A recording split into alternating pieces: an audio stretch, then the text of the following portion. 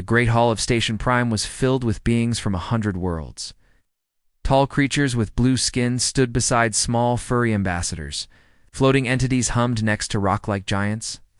This was the Galactic Council, and for 200 years, humans had served it faithfully. Ambassador Hannah Yoon stood at the center podium. She was a small woman with gray hair and calm eyes. Behind her, a hologram showed 3 beautiful worlds spinning slowly. These were human colonies. Millions of people called them home. Today, the council would decide their fate.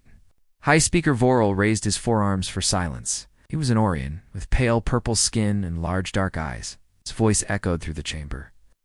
The council will now vote on Resolution 447, the redistribution of resources in the Outer Rim territories. Hannah had heard these words before. Redistribution. It sounded fair. It sounded reasonable.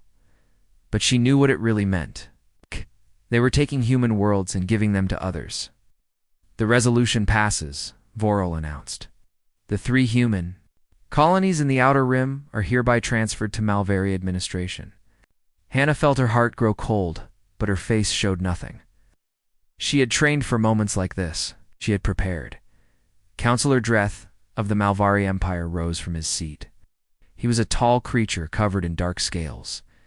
His yellow eyes looked at Hannah with open contempt. The humans should be grateful, he said loudly. We allowed them into our great council. We shared our stars with them. How do they repay us? By hoarding resources. By expanding too quickly. They're useful servants who forgot their place. Laughter rippled through parts of the chamber. Some species had always resented humanity. Others simply did not care. Hannah waited for the laughter to stop. Then she spoke in a clear, quiet voice. May I address the council? Vorel nodded. You may. The United Earth government requests that the council reconsider this resolution. Our people have lived on these worlds for 3 generations. We built cities there. We raised children there. We asked for mercy.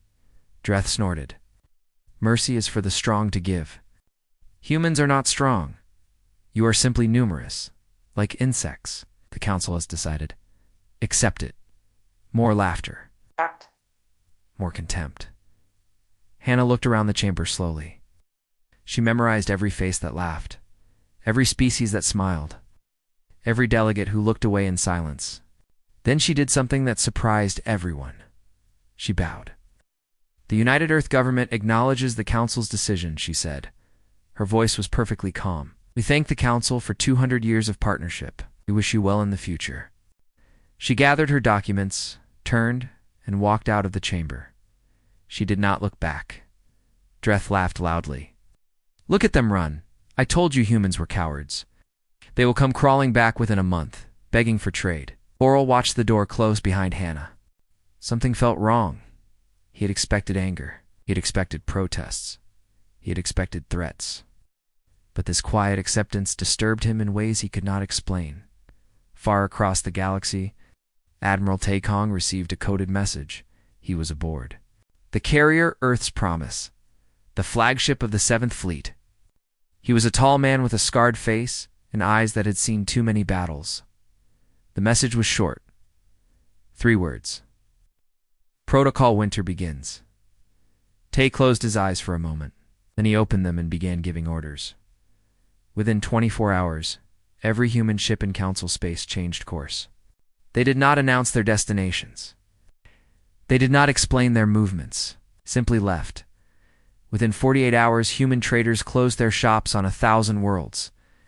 Human doctors left their clinics. Human engineers walked away from half-finished projects.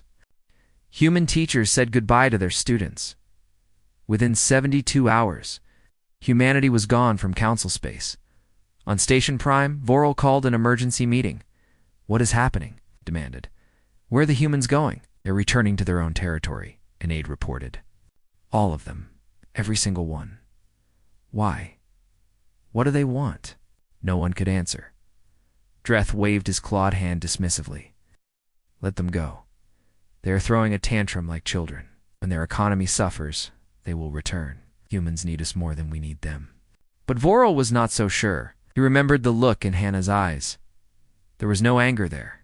No fear. There was something else. Something cold and patient and very, very dangerous. In Earth's territory, Hannah arrived at the presidential palace. President Daishin was waiting for her. He was an old man with white hair and kind eyes that could turn hard as stone when needed. "How did they react?" he asked. "They laughed," Hannah said. "They called us insects, servants." Day nodded slowly. "Good. Let them laugh. Let them believe we are weak. It will make what comes next easier." "Are we really doing this?" Hannah asked. 200 years of peace. 200 years of building relationships. Are we really throwing it all away? Day looked out the window at the stars. "We did not throw anything away, Hannah. They did. We offered friendship, and they took it as weakness. We offered help, and they took it as submission. We showed patience, and they thought it was fear." He turned to face her, gave them every chance. They chose this path. Now they will walk it to the end. Admiral Tay's fleets reached the border of human space. One by one, he dismantled the joint defense stations that humanity had built. Stations that protected Council worlds from pirates and invaders. Stations that humanity had maintained for free as a gesture of goodwill. A Council officer sent a frantic message. "What are you doing? Those stations protect our shipping lanes." Tay did not respond. The stations went dark. Humans went home. And then there was silence. For the first time in 2 centuries, the galaxy could not hear humanity. No trade announcements. No diplomatic messages. No cultural exchanges. Nothing. On Station Prime, Vorel sat alone in his office. He tried to contact Earth's government. His messages went unanswered. He tried to reach human ambassadors on other worlds. There were none left. "What have we done?" he whispered to himself. But deep down he already knew the answer. They had made an enemy of the one species that had never been their enemy. They had pushed away the one friend that had asked for nothing in return. And now the silence was spreading like a disease through the stars. The Council had wanted humanity to know its place. Soon, very soon, they would learn exactly where that place was. At the top, 6 months had passed since the humans left. At first, the Council celebrated. No more complaints from Earth. No more human ships crowding the trade lanes. No more soft voices asking for fairness and mercy. But slowly, quietly, things began to break. Trade Minister Yolith of the Orient Empire was the first to notice. She was reviewing shipping reports when she saw the numbers. Cargo deliveries were down by 30%. Some routes had stopped completely. She called her assistant. "Why are these ships not moving?" The assistant looked nervous. "The humans used to run those routes, Minister. They had the fastest ships and the lowest prices. Now that they are gone, other species are fighting over the contracts. Some routes have no carriers at all." Yolith felt a cold sensation in her stomach. She had not realized how much the Council depended on human transport. They were everywhere. They moved everything. And now they were gone. On the Malvery border world, strange things were happening. Military stations reported sensor ghosts. Ships that appeared on screens for a moment, then vanished. Shadows at the edge of detection range. Captain Subeek watched these reports from a hidden relay station deep in neutral space. He was a young man with sharp eyes and a gift for patience. His job was to watch and listen, nothing more. "They are getting nervous," he reported to Admiral Tay through an encrypted channel. "The Malvery have doubled their border patrols. They do not know what they are looking for." Tay's voice came back, calm and cold. "Good. Let them jump at shadows. Let them waste resources chasing ghosts. Are our assets in position?" "Yes, Admiral. Every ship, every operative, every system. We are ready." Then we wait. They still do not understand what is happening. When they do, it will be too late. On Station Prime, the medical crisis began. Dr. Torek was an Orion scientist working at the Central Hospital. He noticed that their supplies of human-made medicines were running low. "We need more antivirals," he told his superior, the human ones. "Nothing else works as well against the scarlet fever." His superior shrugged. "Order them from the humans." "I tried. Their borders are closed. No trade in or out." "Then make your own." Torek stared at him. "We cannot. We do not know how. The humans invented these medicines. They never shared the formulas. This was the truth that no one wanted to admit. For 200 years, humans had given the Council everything. Medicine, technology, engineering, art. They shared freely, asking for little in return. But they had never shared how they made these things. And now, the Council realized they had been using gifts they could not replace. In his dark office, High Speaker Vorel received report after report of systems failing. Communication satellite went offline. Orion colony lost power for 6 hours. A Malveri warship's navigation system sent it spinning into an asteroid. What is causing these failures? Vorel demanded. His engineers looked at each other nervously. Finally, one spoke.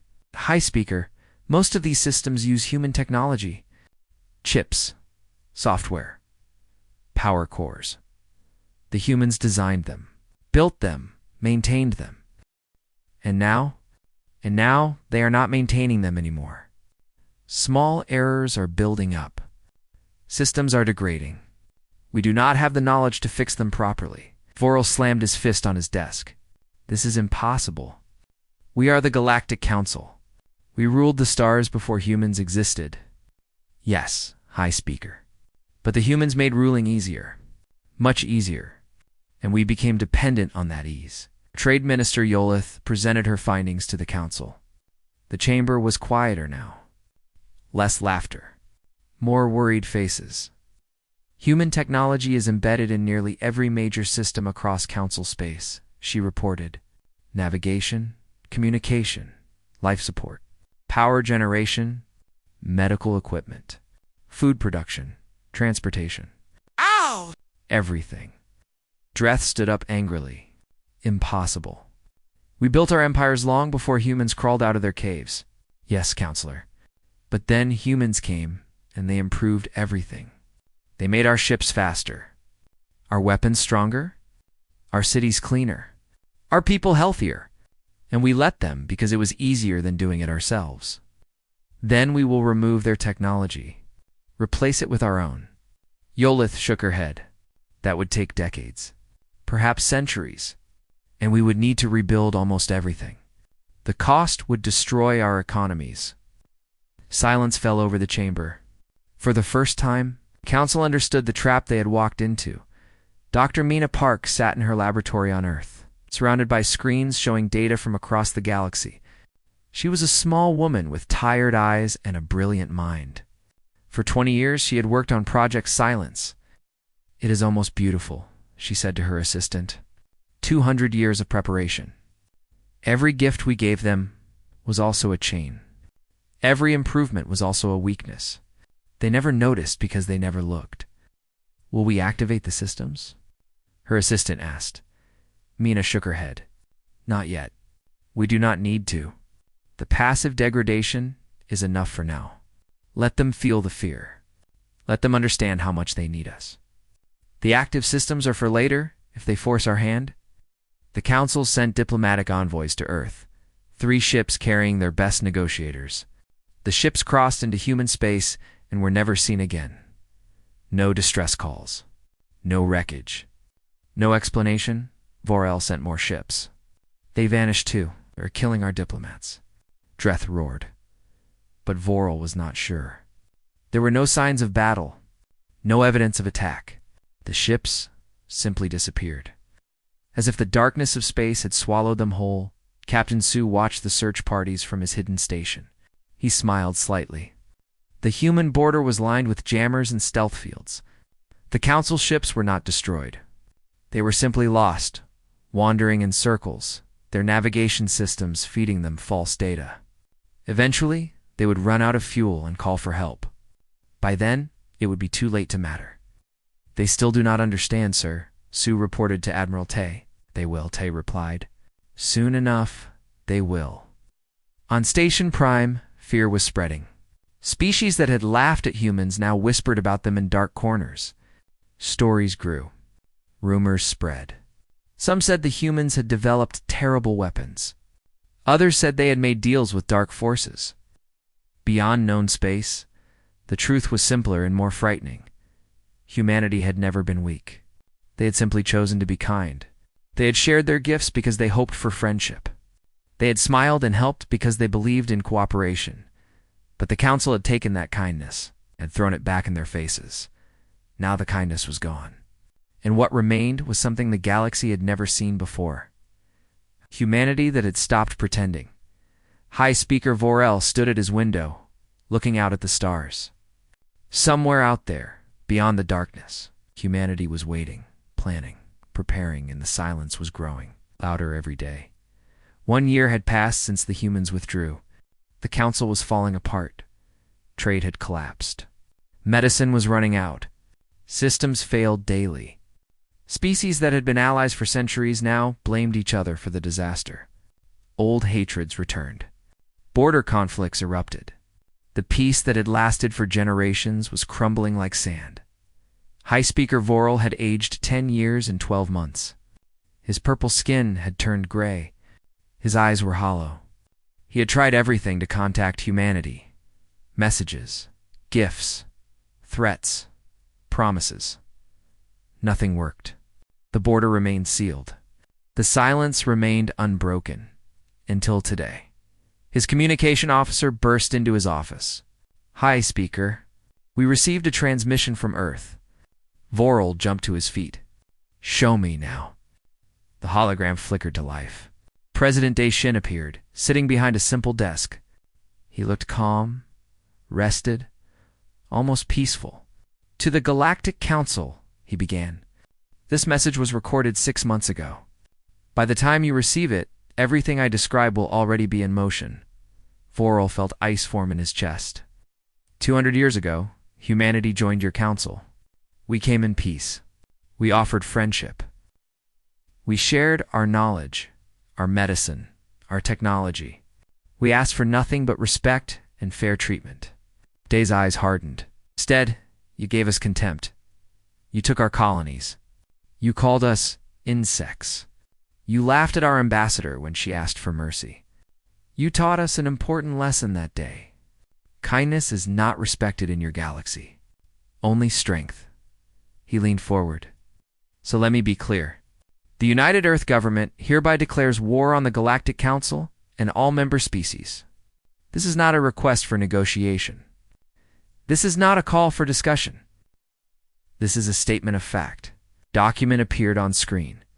Lists of names, dates, locations. Attached to this message is a record of 847 violations of treaties between Earth and Council species. 12 unprovoked attacks on human colonies that went unpunished. 3 sovereign worlds stolen under laws that were changed specifically to harm us. Day stood up.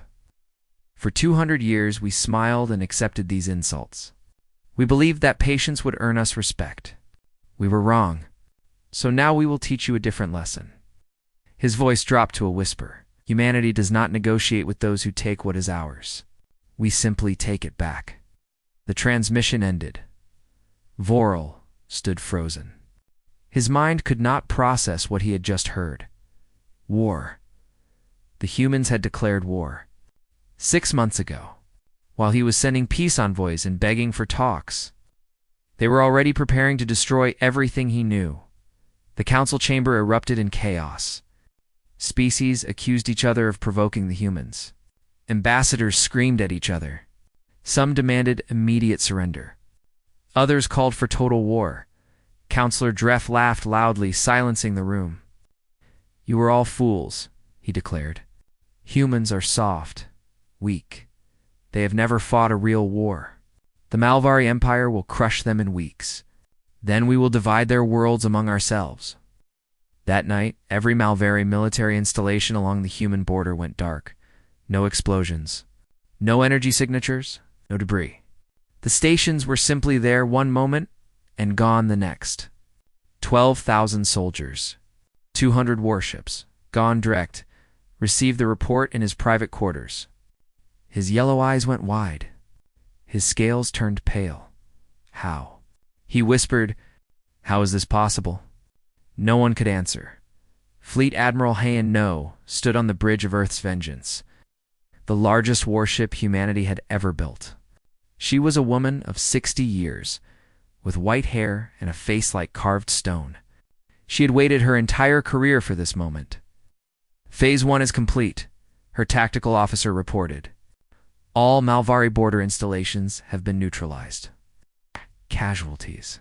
0 on our side. We used the backdoors Dr. Mina built into their systems. Their weapons never activated. Their shields never raised. Their crews never woke up. You nodded. And their crews, alive, floating in escape pods. Their distress beacons will activate in 6 hours. Good. We are not murderers. We are soldiers. There is a difference. She turned to face her bridge crew. Young faces. Determined faces. Faces that had grown up hearing stories of human humiliation at the Council's hands. For 200 years we smiled, she said. We helped. We built their worlds. We healed their sick. We protected their borders. And they spat on us. She raised her fist. Now they will learn what we've built for ourselves. Ships that move like shadows. Weapons that strike without warning. Soldiers who do not know the meaning of fear. They wanted to see humanity's true face. Let us show them. The fleet moved forward into council space. Not as invaders. As ghosts, Ambassador Hannah Yoon sat in the War Council chamber on Earth, reviewing battle plans. She had traded her diplomatic robes for a simple military uniform. Her calm face now held something sharper. Something harder. Admiral Tay stood beside her. The Orion homeworld's defense grid will be disabled in 3 hours, he reported. We can strike their capital if you give the order. Hannah shook her head. No, not yet. Disable the grid, but do not attack. Leave a probe. Let them see how close we came. You want them to feel fear? I want them to understand. Every system they depend on has a door we built. Every weapon they trust has a switch we control. They thought our gifts were simple kindness. They were wrong. Our kindness was their cage. And now we are closing it. You have changed, Ambassador. Hannah looked at him with eyes that held no warmth. They changed me. When Dreth called us insects, something inside me died. The part that believed in peace. The part that hoped for friendship. She turned back to the battle maps. What remains is only duty. Duty to my people. Duty to make sure no one ever humiliates humanity. Ain. Across the galaxy, the Council received reports of impossible things. Fleets appearing from nowhere and vanishing into nothing. Planets losing power for hours at a time. Leaders receiving messages on their private channels. Messages that said only, "We are watching." The Malvari Empire's border collapsed in weeks. Not through conquest, but through terror. Soldiers refused to fight an enemy they could not see. Commanders abandoned their posts. Entire fleets retreated to core worlds, leaving the borders undinged. High Speaker Voral finally understood. This was not a war of armies. This was not a war of territory. This was a war of fear, and humanity was winning it without firing a single shot. He called an emergency session of the Council. When the delegates gathered, he saw the truth in their eyes. Some were terrified. Some were angry, but none of them knew what to do. We made a terrible mistake, Voral said quietly. We thought humans were our servants, our tools. We forgot that they were always our equals. Perhaps our superiors? Dreth slammed his fist on his desk. Never. The Malvari will never bow to humans. As if in answer, the lights in the chamber flickered. Every screen showed the same image. A human face. Admiral Hayan, no. Counselor Dreth, she said calmly. Your homeworld's defense network is currently under our control. Your orbital stations have been locked out of their own systems. Your fleet is scattered and afraid, she smiled. It was not a kind smile, called as insects. Servants, you laughed when we asked for mercy. So let me ask you now, Counselor. Do you still feel like laughing? The screens went dark. The lights returned to normal. Dreth said nothing. His scales had turned white. His hands were shaking. The war had barely begun. And already the Council had lost. 18 months into the war. The Council was breaking apart. The humans did not fight like anyone expected. There were no massive fleets darkening the skies. No armies marching across planets. No grand battles that could be won or lost. Instead, there was only silence, shadows, and the slow death of everything the Council had built. Lieutenant Yuna Cho flew through the darkness of space in her stealth destroyer, the Silent Wind. She was a young woman with quick hands and quicker instincts. Her ship was invisible to every sensor the Council possessed. Human engineers had made sure of that. Target acquired, her tactical officer reported. Malveri Shipyard. 12 capital ships under construction?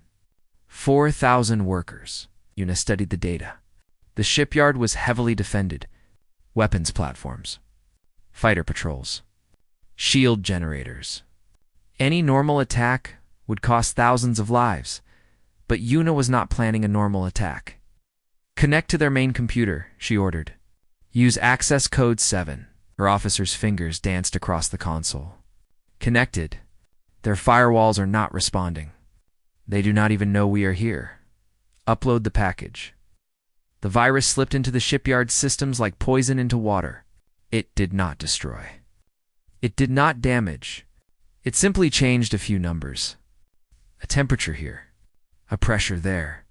Small changes that no one would notice until it was too late. Package delivered, the officer reported. Yuna nodded. Take us out. Slowly. The Silent Wind drifted away into the darkness. Behind them, the shipyard continued to operate normally. The workers continued their shifts. The guards continued their patrols. 3 hours later, every fuel cell in the shipyard ignited at once. The explosion was visible from neighboring star systems. 12 warships. 4,000 workers, a decade of construction. Gone in an instant.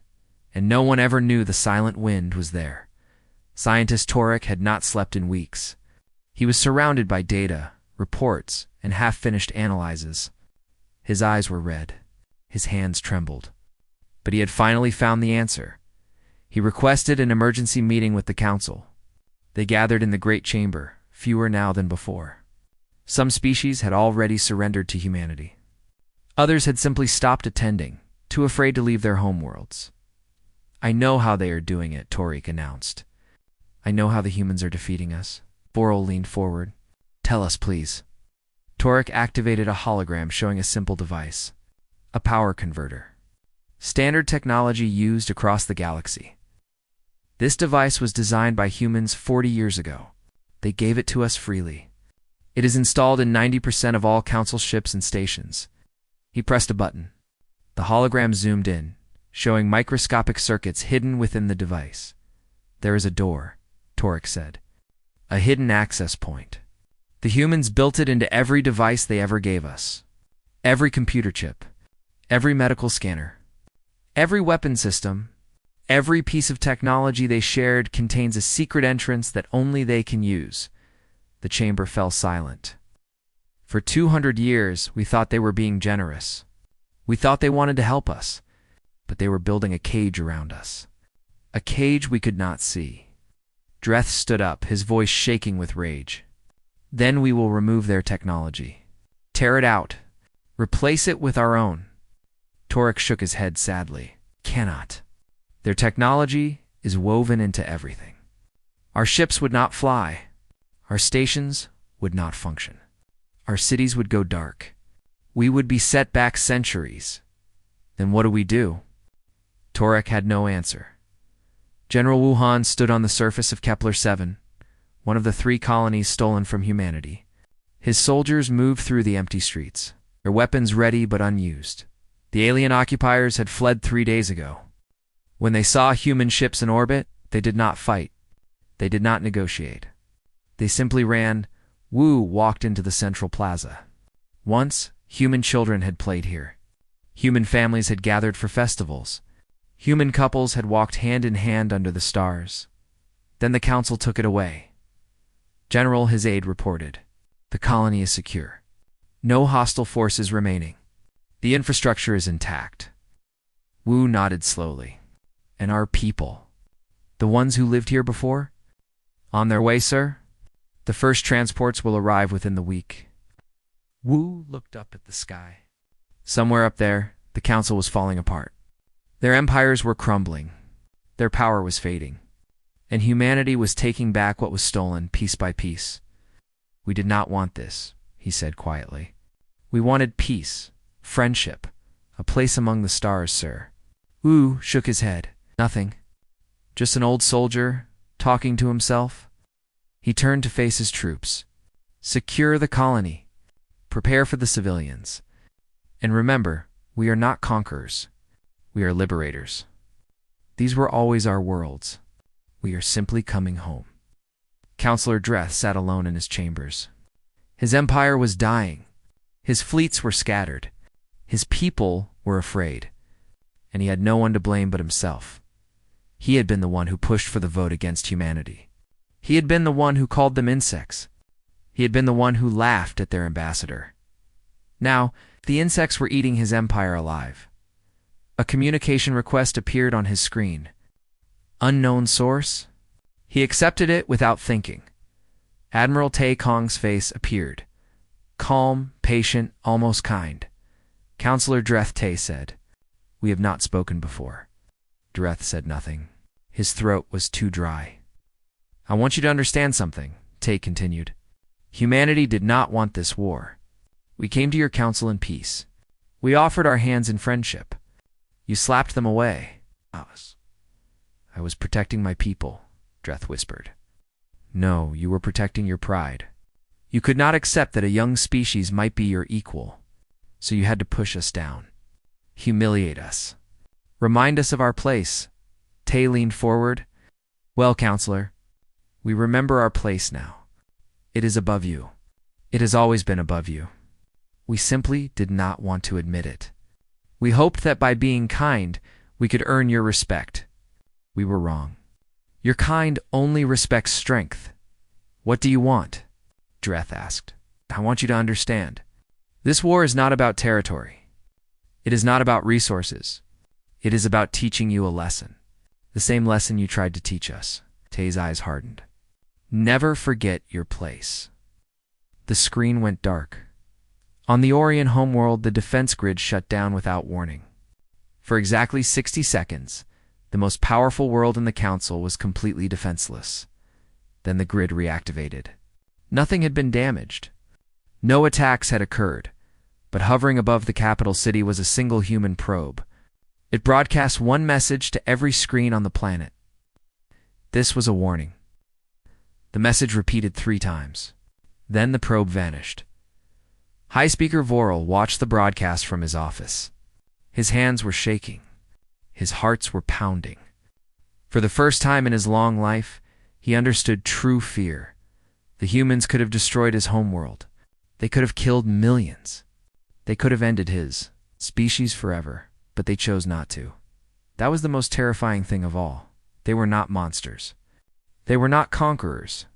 They were teachers. And they were teaching the galaxy a lesson it would never forget. Humanity had never needed the Council. The Council had needed humanity, and now, finally, everyone understood. 3 years had passed since the humans withdrew from the Council. The war was ending, though not through conquest. The Malvari Empire had collapsed from within. Without human technology maintaining their infrastructure, their worlds had fallen into chaos. Power grids failed. Medical systems broke down. Food producti unstopped. A civilization that had ruled 100 star systems for 10,000 years crumbled in less than 3 years. Counselor Dreth was gone. Some said he had fled to the Outer Rim. Others whispered that his own people had executed him for bringing destruction upon them. No one knew for certain, and no one cared to find out. The other Council species had fared only slightly better. Those who surrendered early received help from humanity. Medicine, engineers, food supplies. Those who resisted found their systems failing one by one until surrender became the only option. Now, at last, it was time for peace. President Daishin sat in his office, preparing the terms.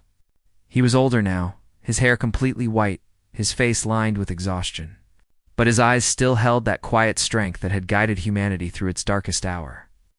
"Are you certain about these terms?" his advisor asked. "We could demand much more territory, resources, reparations that would make us wealthy for centuries. Day shook his head slowly. That is not who we are. We did not fight this war for profit. We fought to be respected. We fought to protect our people. We fought to teach a lesson. He signed the document with a steady hand. The lesson has been taught. Now we must show them that we are better than they were. He activated the broadcast system. His face appeared on screens across the galaxy. Citizens of the Galactic Council, he began. For 3 years, we have been at war.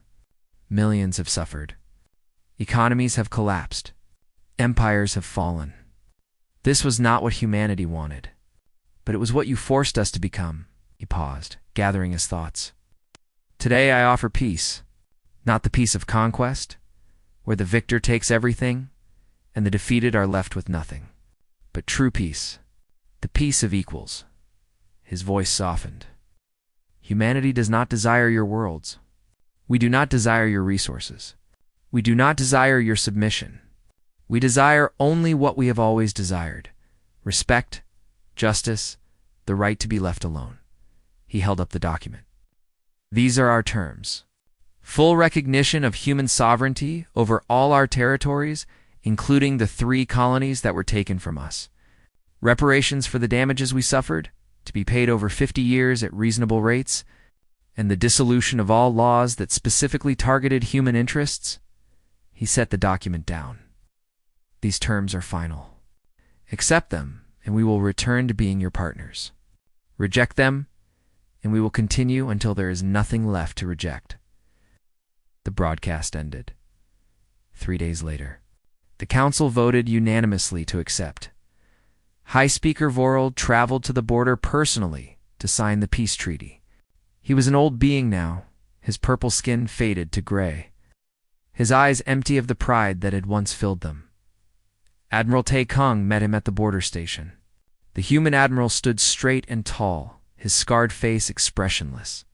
High Speaker, Tay said formally. Admiral. Vorel bowed his head.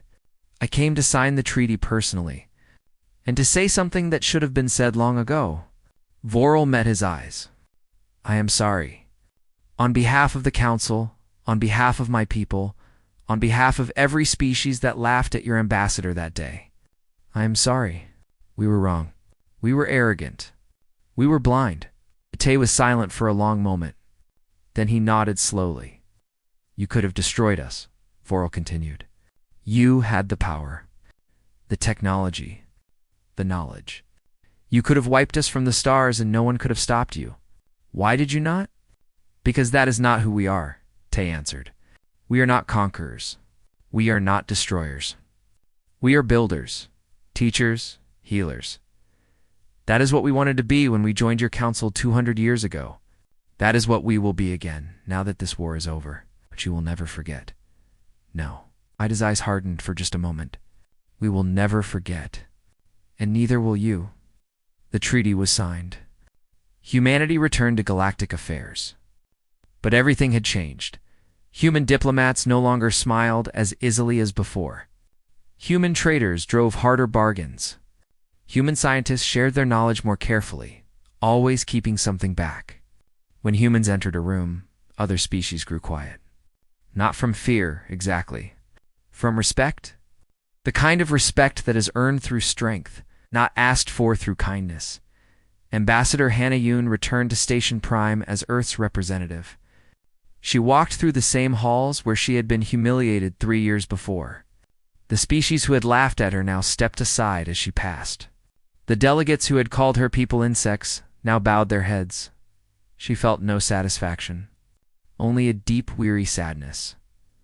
Young Officer J. Rue stood beside Admiral Tay on the observation deck of Earth's Promise. He was barely 22 years old, born after the withdrawal, raised during the war. He had never known a time when humanity was not feared. Admiral, he asked, why did we not simply conquer the galaxy? We had the power. We had the advantage. We could have ruled everything. Tay was quiet for a long time. Then he pointed at the stars outside the window. Do you see those stars, Lieutenant? Each one has worlds, civilizations. Billions of beings living their lives, raising their families, dreaming their dreams. If we conquered them, we would have to rule them, control them, manage every crisis, solve every problem, fight every rebellion. He turned to face the young officer. But more than that, we would become what they feared we were. Conquerors, tyrants, monsters. We would lose everything that makes us human. No, it is better this way. Better they remember what happens when they wrong us. Better they respect us from a distance than hate us up close. Jay considered this. And if they forget? If they attack us again in 100 years, 1,000 years? Tay smiled slightly. It was not a warm smile. Then we will remind them, as many times as necessary. 50 years later, a new species applied for membership in the Galactic Council. They were called the Veth, a young civilization just beginning to explore the stars. Their ambassador was eager and enthusiastic. Full of questions about the great powers they would be joining, an old Orion diplomat was assigned to guide them through the process. His name was Torek, the same scientist who had discovered humanity's hidden doors decades before. He was ancient now, his scales worn and pale. But his mind was still sharp. The Veth ambassador asked about each species in turn, their history, their culture, their power. When they came to humanity, the ambassador's eyes lit up. Ah, the humans. We have heard so much about them. They are supposed to be kind, generous, always willing to help. We are looking forward to working with them. Torek was silent for a long moment. He remembered the war. He remembered the fear. He remembered watching his civilization nearly collapse because they had underestimated a species that seemed so harmless.